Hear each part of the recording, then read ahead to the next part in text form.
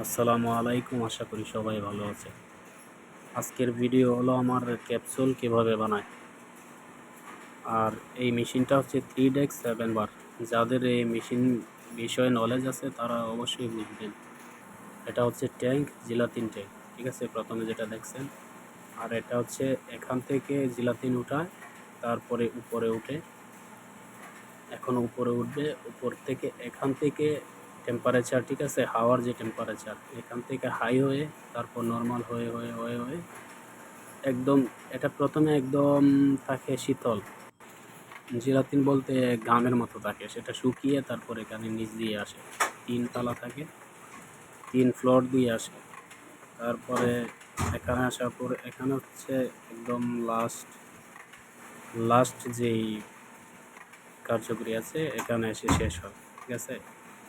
এখানে আসার পরে শেষ, শুকিয়ে চলে এসছে। এখান থেকে কাটিং করে তারপর যে আলাদা আলাদা, একটা হচ্ছে ক্যাপ, একটা হচ্ছে বডি, ঠিক আছে? ক্যাপ বডি দুটোটা এক করা হয়, এই যে জয়েন্ট, এখানে জয়েন্ট করা হয়। ক্যাপ আর বডি দুটোটাকে এক করা হয়, আলাদা আলাদা থাকে প্রথমে।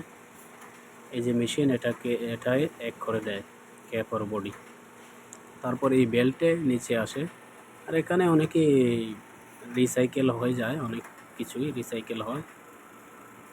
তারপর এখান থেকে নিচে আসে, নিচে আসার পরে এই যে জয়েন হয়ে গেল, পুরা ক্যাপসুল হয়ে গেছে, ঠিক আছে?